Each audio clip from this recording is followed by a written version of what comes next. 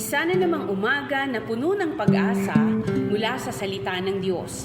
Halina at makibahagi sa ating umagang pagbubulay, pagpapalakas at pagpapatatag sa ating pananampalataya sa Panginoong Hesus. Mula sa Section 6 ng Southern Tagalog District Council of the Assemblies of God, tayong lahat ay magkaisa sa pagpapalagong espiritual.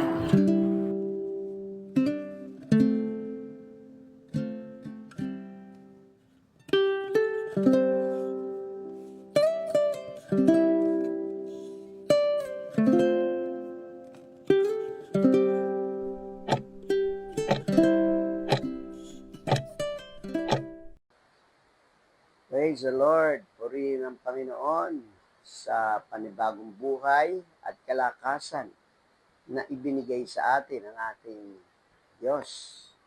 At napakainam na sa pagpapasimula ng ating araw ay sinisimula natin sa pagbubulay-bulay ng kanyang salita upang sa ganon ang gabay o patnubay ng Diyos sa atin ay maranasan ng bawat isa.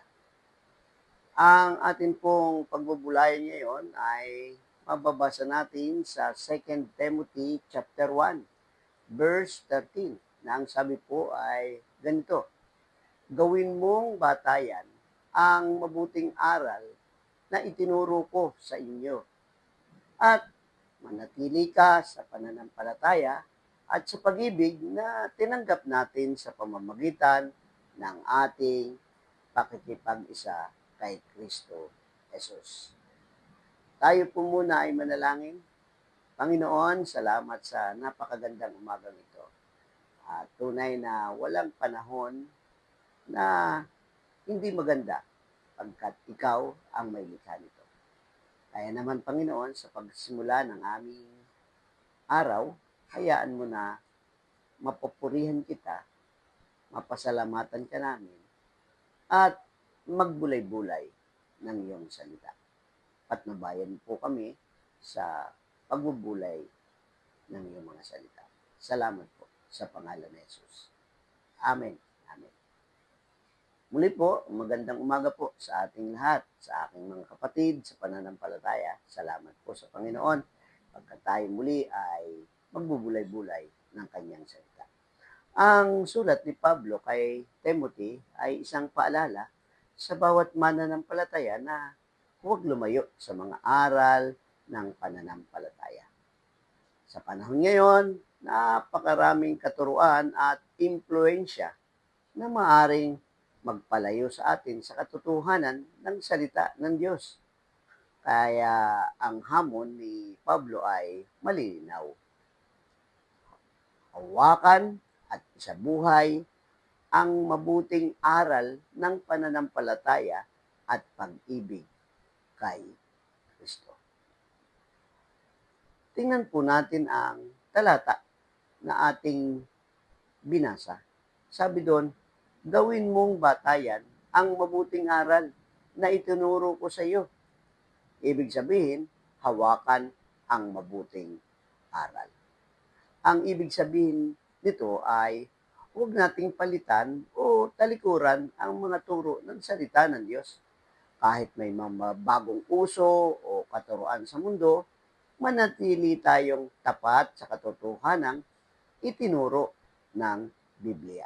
Sabi nga ng 2 Thessalonica 2 verse 15, kaya nga, mga kapatid, manindigan kayo at panghawakan ninyo ang mga aral na itinuro namin sa inyo, maging sa pamamagitan ng aming pangangaral o ng aming sulat.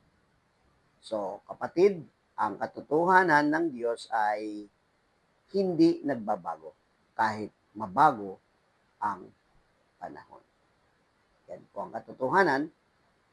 Maraming aral, marami tayong naririnig na katuruan.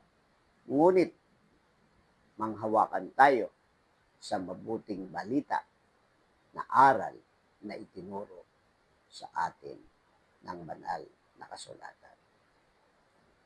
Ikalawa po ay sinasabi, manatili ka sa pananampalataya. Napakahalaga po ng pananampalataya sa buhay Kristiyano, hindi maaring hindi tayo mananampalataya.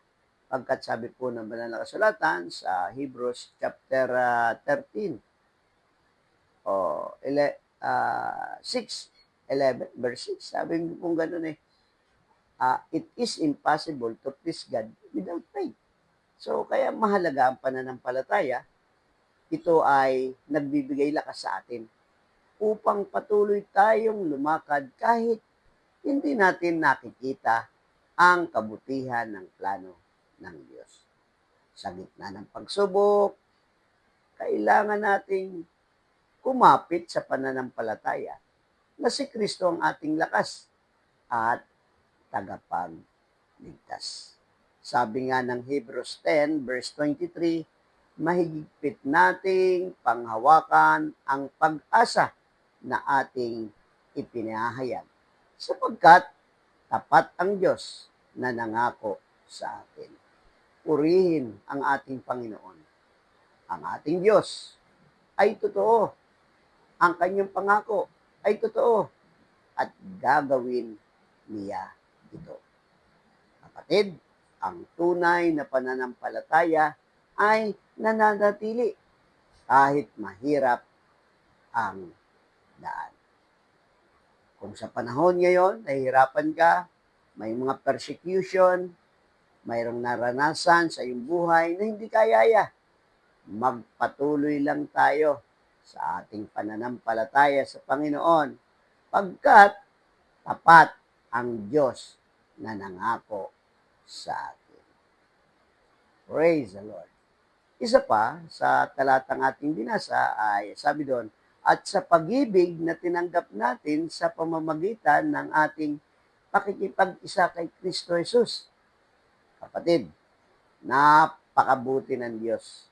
Ang kanyang pag-ibig ay walang hanggan sa atin. Kaya nga, ang pag-ibig ni Kristo ang pundasyon ng lahat ng ating ginagawa.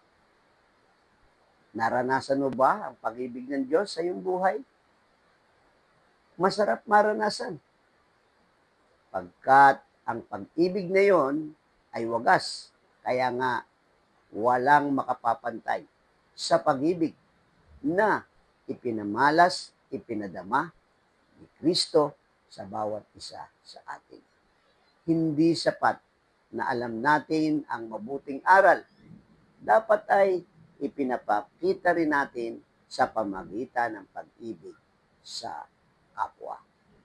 Sabi ng Ephesians chapter 5 verse 2, mamuhay kayo sa pag-ibig tulad ng pag-ibig sa atin ni Kristo na naghandog ng kanyang sarili para sa atin bilang mabangong alay at handog sa Diyos. Tanda natin, ang pag-ibig ni Kristo ang nagbibigay buhay sa ating pananampalataya. Isang batang estudyante ang laging sinusunod ang aral ng kanyang guro kahit wala ito. Isang araw, tinanong siya, bakit mo ginagawa yan kahit di ka naman nakikita ng guro mo? Ang sagot niya, dahil alam kong iyan ang tama at iyon ang itinuro niya. Ganyan din tayo. Patuloy nating sinusunod ang aral ng Diyos, hindi dahil may nakakakita, kundi dahil gusto nating magpasaya sa Kanya.